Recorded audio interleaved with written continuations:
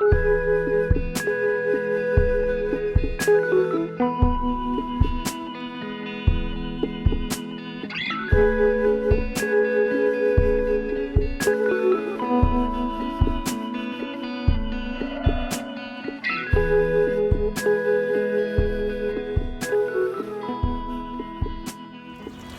it's spring of 2020. We're doing an infomercial on composting. This particular year, a lot of us are thinking about either starting a garden, maybe enlarging the one we have, but one of the best things that we can do for our either flower beds or vegetable gardens is composting materials. Twofold. It provides a really great loamy soil substance that renews the soil each year. And what's a really big plus, especially here in the town of Southbridge, we're really trying to reuse, reduce, and recycle. So this is one where you take your kitchen waste, which is the largest component of our trash, and turn it into something that we can use. Reuse it, and it's, again, a great substance for our soil. So I'd like to show you two compost bins that I have here in my house. We have one that my wife and I built a couple years back, and then we have one over here in particular that the town is offering this particular year, this model. So we use two. This was started, actually, this compost last fall. We use a lot of our leaf material, as you can see right here. And if my wonderful camera person here, woman, will pan over, you'll see over this particular pile, and you also see we had snow last night, shredded leaves. That will break down a lot quicker and a lot faster than what we put in here. But this is just some good examples of a starting point, and we will show you the finished material. Hey, we're back at the garden. Actually, we want to show you the compost that we put in last fall. The bins behind me, I told you we started putting the leaves from the trees that fell last year. What we wanted to do was actually show you the material we emptied out of there in the fall that has been in here all winter. So you can see right here, this is the actual compost material. You see it's nice and rich, it's black, it's not just brown like regular soil looks, it's really been enriched. And of course, having the snow cover doesn't hurt it either, keeps it nice and moist. Over here, I'm going to have to move some of this out, actually. I just kind of left it in these beds last week so you could see. This will have to go back into the compost probably next week before the planting starts for some of the early vegetables. It's not quite there yet. A little bit of the leafy stuff is okay for your garden, but you don't want this much. It attracts bugs, attracts bacteria, and not good for a growing medium where compared to this. So I'm going to talk a little bit about in a minute of what makes up the material so you can compost. All right, so how do we get from that material you just saw in the garden that we threw in last fall, that nice compostable loamy substance, to where you start from?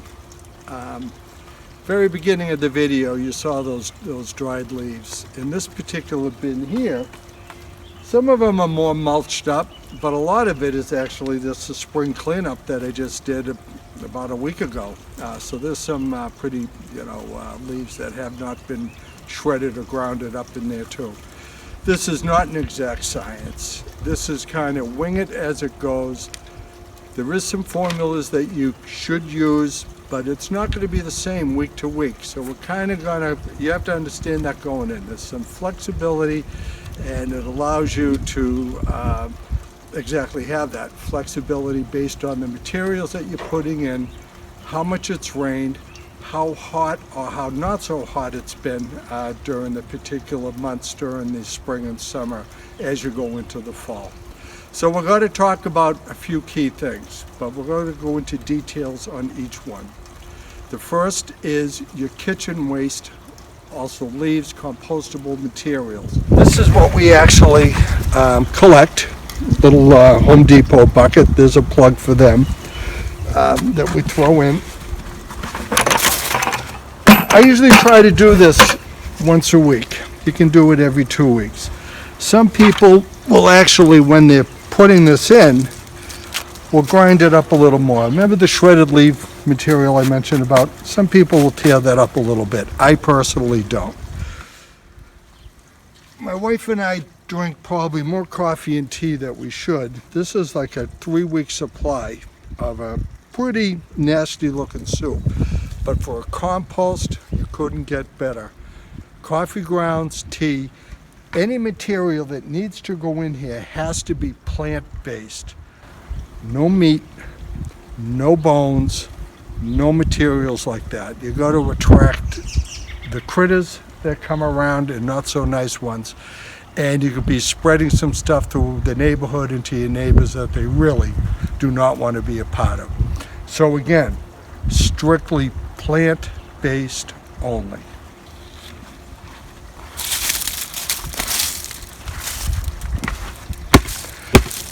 Now, when it comes to this pot, if you got kids, they're going to love it. It's dirty, it's messy, it's made just for them. At all times, whether it's kids or yourself, gloves. You do want to make sure that, because, you know, sometimes if the stuff's been here 2 weeks, 3 weeks, it's got to get a little aged. It's got to get a little long in the tooth. You do want to make sure that it's you yourself are protected.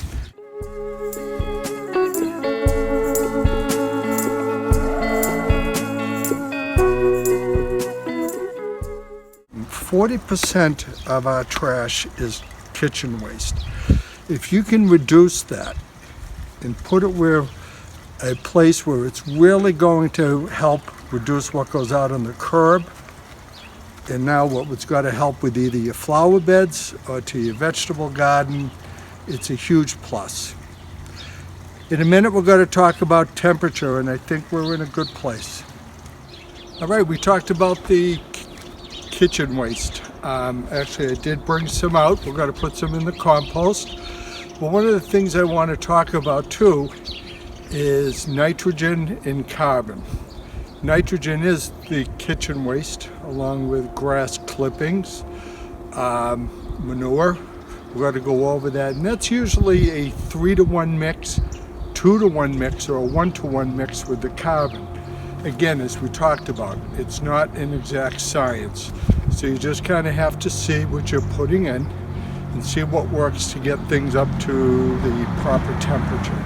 Here's some of the kitchen waste here.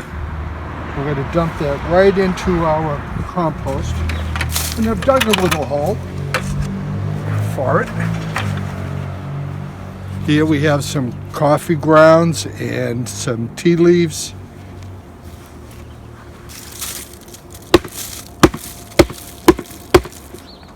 And please note, again, this is all plant-based materials from the kitchen. And also I want to talk a little bit about the nitrogen being the manure. There's different types. There's horse, there's cow manure, which I have right here in this pail. And then there's chicken. Now these are not all the same. The chicken is very much stronger in nitrogen than the horse and the cow.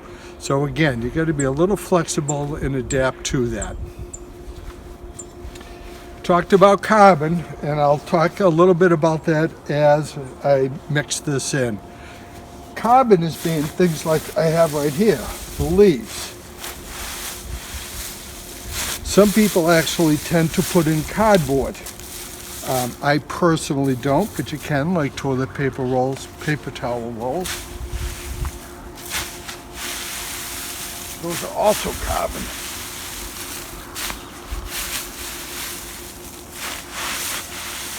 And what I do here is I cover very, very good. We talked about animals that you do not want coming into your compost. Again, plant-based, no meats, no bones, nothing like that to attract them. But even plant-based, you want to cover very, very well. And I usually do 4 dig holes, 1 in each corner, 1 for each week of the month. Okay, and then you can do 1 in the middle also, if you would like. Now, one of the key things to get this compost really humming right is 2 other items, water and temperature.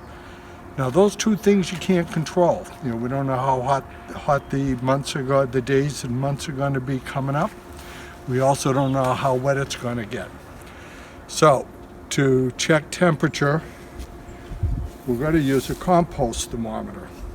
Now, this one here in particular is available at the Jacob Edwards Library through the Library of Things. You can certainly borrow it, take it out as you would a book, along with other items that they have there. Please check it out.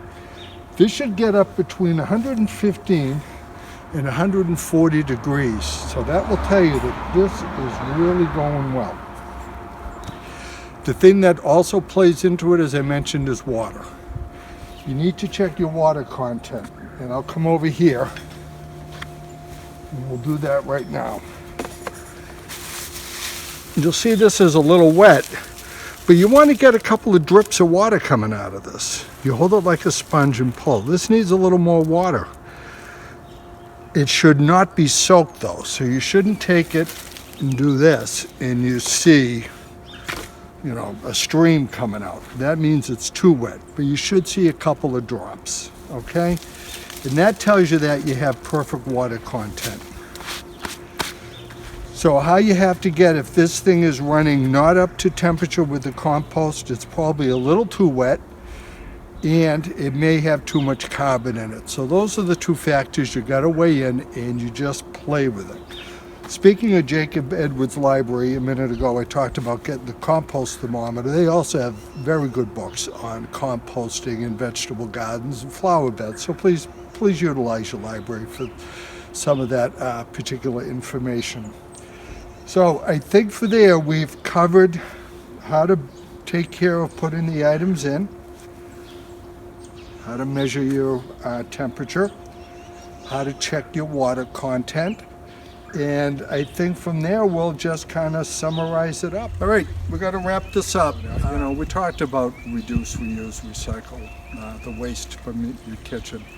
When we first moved here, we went through 90 of those big leaf bags that we had to get rid of down at the yard waste. And you know, you count 90 bags, that's a heck of a lot of leaves. We don't bring any down now. You know, I might have to bring a couple of bags down that just have some sticks or just some other type of yard litter in them, but we've really reduced that by doing this. Huge component of that is shredding them. What I also wanted to touch on with these compost bins, what do you use? You can buy them, you can make them. I got 2 good examples. This is one that's actually available through the town of Southbridge this year, 2020 again in spring, $25, great bargain. I know when I bought this when I first moved it was quite a bit more. This is one though that's a little bigger for us as we increased the size of our garden. We felt that there was a need, and also these were not available through the town anymore. So we made our own. You can go either way. They all work, but they're all different. This one here has a lid. It's got to heat up faster. This one does not. Doesn't allow as much filtration of the rain to get in. So there's all types of, again, it's that flexibility piece. So again, I want to thank you for your time. I want to thank the camera woman behind me for her time. Thank you, Susan. Again, this is brought to you from the town of Southbridge. We appreciate your checking this out, and have a great garden 2020.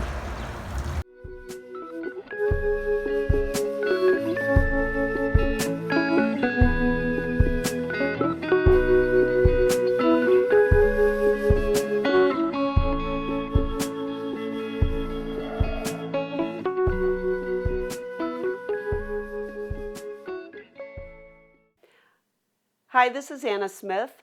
I'm the interim recycling educator for the town of Southbridge. I hope you enjoyed that video by Rich Cornetta. Rich Cornetta has served as an interim recycling coordinator for the town of Southbridge. His position was funded by the Recycling Dividends Program grant, and we were fortunate to have him. The RDP grant is awarded by the Massachusetts Department of Environmental Protection for communities for the solid waste programs that they have. Currently, we're running a compost bin program, as Rich mentioned. We're able to offer compost bins to Southbridge residents for a limited time for the reduced price of $25. So please come into the Southbridge Health Department while supplies last to purchase yours. We're located in Town Hall at 41 Elm Street, Southbridge, Mass. And please be sure and visit thinkreduce.com or the Jacob Edwards Library for more information on composting. Happy composting!